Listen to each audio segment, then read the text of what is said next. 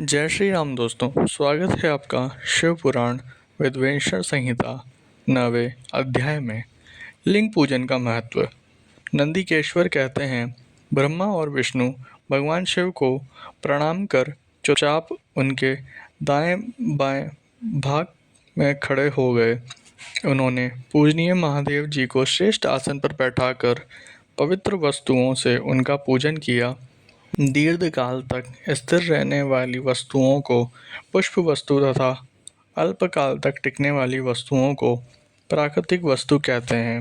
हार, नुपुर, कियूर, किरीट, मणिमय, कुंडल, योग्य पवित्र उत्तरीय वस्त्र, पुष्पमाला, रेशमी वस्त्र, हार, मुद्रिका, पुष्प, तांबुल, कपूर, चंदन एवं अगरू का अनुलेप, धूप, दीप, श्वेत छत्र, व्यंजन, ध्वजा, चंवर तथा अनेक दिव्य उपहारों द्वारा जिनका वैभव वाणी और मन की पहुँच से परे था, जो केवल परमात्मा के योग्य थे, उनसे ब्रह्मा और विष्णु ने अपने स्वामी महेश्वर का पूजन किया।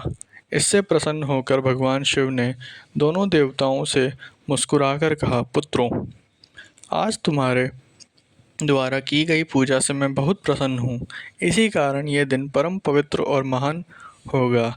यह तिथि शिवरात्रि के नाम से प्रसिद्ध होगी और मुझे परम प्रिय होगी। इस दिन जो मनुष्य मेरे लिंग अर्थात निराकार रूप की या मेरी मूर्ति अर्थात साकार रूप की दिन रात निराहार रहकर अपनी शक्ति के अनुसार निश्चल भाव से यथोचित पूजा करेगा, वह मेरा परम प्रिय भक्त होगा।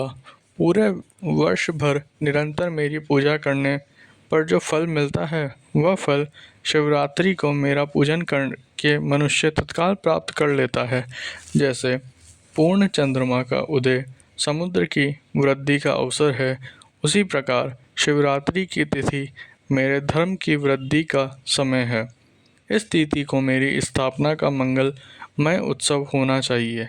मैं मार्ग शीर्ष मास में आर्द्र नक्षत्र से युक्ति पूर्णमासी या प्रतिपदा को ज्योतिर्मय स्तंभ के रूप में प्रकट हुआ था। इस दिन जो भी मनुष्य पार्वती सहित मेरा दर्शन करता है अथवा मेरी मूर्ति या लिंग की झांकी निकालता है, वह मेरे लिए कार्तिकेय से भी अधिक प्रिय है। इस शुभ दिन मेरे दर्शन मात्र से पूरा फल प्राप्त होता है। यदि दर्शन के साथ मेरा पूजन भी किया जाए तो इतना अधिक फल प्राप्त होगा कि वाणी द्वारा उसका वर्णन नहीं किया जा सकता। लिंग रूप में प्रकट होकर मैं बहुत बड़ा हो गया था, अतः लिंग के कारण यह भूतल लिंग स्थान के नाम से प्रसिद्ध हुआ। जगत के लोग इसका दर्शन और पूजन कर सकें, इसके लिए यह अनादि और अनंत ज्योति स्तंभ अथवा ज्योतिर्मय लिंग अत्यंत छोटा हो जाएगा। यह लिंग सब प्रकार से भोग सुलभ कराने वाला तथा भोग और मोक्ष का एकमात्र साधन है। इसका दर्शन, स्पर्श और ध्यान प्राणियों को जन्म और मृत्यु के कष्ट से छुड़ाने वाला है। शिवलिंग के यहाँ प्रकट होने के कारण यह स्थान अरुणाचल नाम से प्रसिद्ध होगा तथा यहाँ बड़े बड़े तीर्थ प्रकट होंगे। इस स्थान पर रहने या मरने से जीवों को मोक्ष प्राप्त होगा। मेरे दो रूप हैं, साकार और निराकार। पहले मैं स्तंभ रूप में प्रकट हुआ, फिर अपने साक्षात रूप में। ब्रह्म भाव मेरा निराकार रूप है तथा महेश्वर भाव मेरा साक्षात रूप है। ये दोनों ही मेरे सिद्ध रूप हैं। मैं ही पर ब्रह्म परमात्मा हूँ। जीवों पर अनुग्रह करना मेरा कार्य है। मैं जगत की वृद्धि करने वाला होने के कारण ब्रह्म कहलाता हूँ। सर्वत्र स्थित होने के कारण मैं ही सबकी आत्मा हूँ। स्वर्ग से लेकर अनुग्रह तक जो जगत संबंधी 5 कृत्य हैं, वे सदा ही मेरे हैं। मेरी ब्रह्म रूपता का बोध कराने के लिए पहले लिंग प्रकट हुआ, फिर अज्ञात ईश्वरत्व का साक्षात्कार कराने के लिए मैं जगदीश्वर रूप में प्रकट हो गया। मेरा सकल रूप मेरे ईश्वरत्व का और निष्फल रूप मेरे ब्रह्म रूप का बोध कराता है। मेरा लिंग मेरा स्वरूप है और मेरे सामीप्य की प्राप्ति कराने वाला है।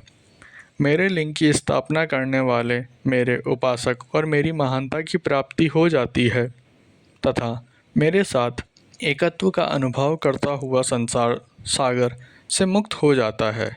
वह जीते जी परमानंद की अनुभूति करता हुआ शरीर का त्याग कर शिवलोक को प्राप्त होता है, अर्थात मेरा ही स्वरूप हो जाता है।